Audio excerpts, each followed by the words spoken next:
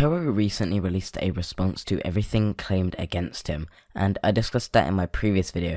However, today he decides to make a video discussing the furry fandom and cancel culture, where he basically throws a pity party for himself over the drama he's been involved in and why people shouldn't cancel creators in the furry community for their drama.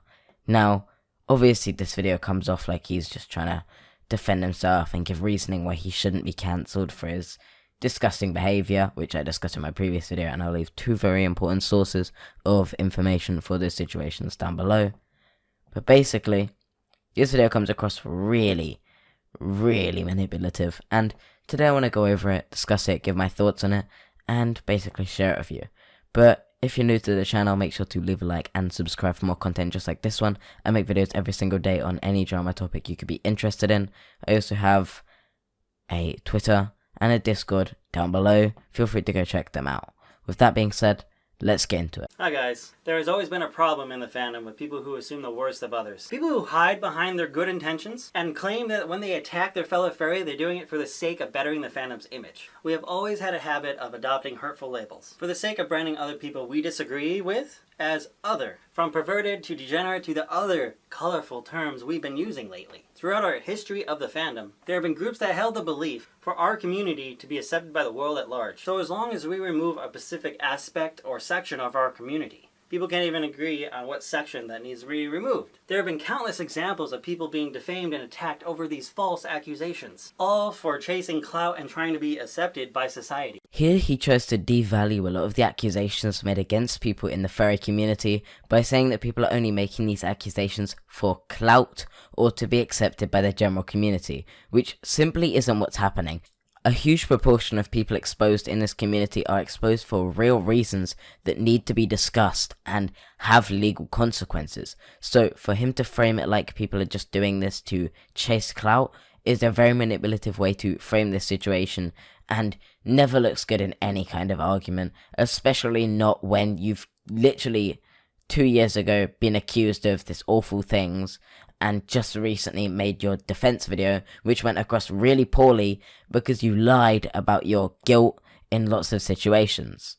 But people like to forget what the furry fandom was about originally. The point he's trying to make here is that the community has lost its roots with what it used to be, but he's ignoring the fact that he's doing this and making this video to defend his previous behavior where he assaulted multiple animals. So for him to frame this like the community has lost its roots with this kind of behavior, surely that's a good thing. It's good that the community isn't supporting this kind of behavior anymore. The way that he tries to frame this is such a warped view of what any kind of community is. Communities don't just accept this kind of deranged behavior, nor will it ever be considered acceptable or okay.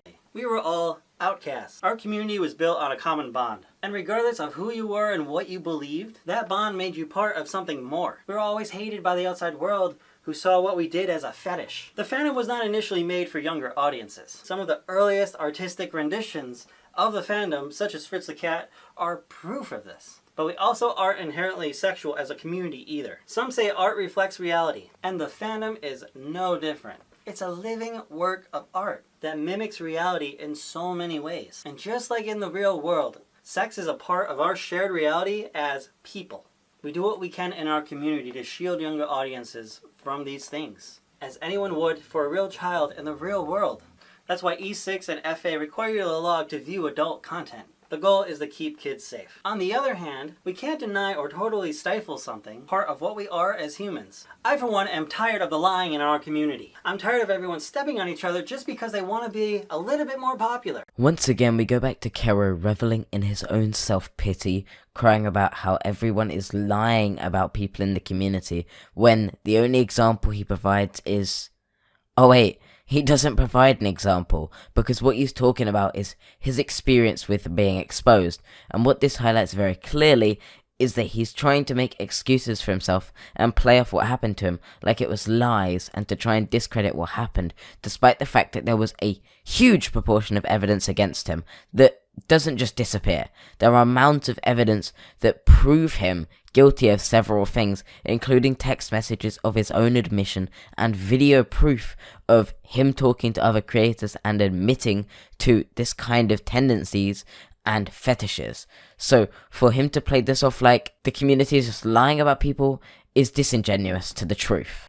If all we do is hate, then we're just going to end up with more hate. Cancel culture has no place in our fandom. I really feel if we work hard and better ourselves as a community, we can be an example for other community. Guys, I got cancelled for my illicit involvement with animals. Can we stop cancel culture in our community, guys?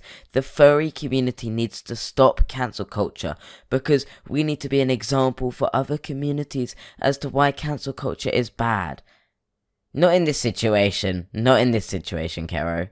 What you've shown right here is that you're just as responsible as you always was, and you're going to continue to twist the narrative and change the story to try and make it seem like the people calling you out are in the wrong for accusing you, just like you tried to do when you discredited the source of the information, like they had some kind of ulterior motive when they benefited none out of this situation. People will say, oh, look at the furries. They're not canceling their members anymore.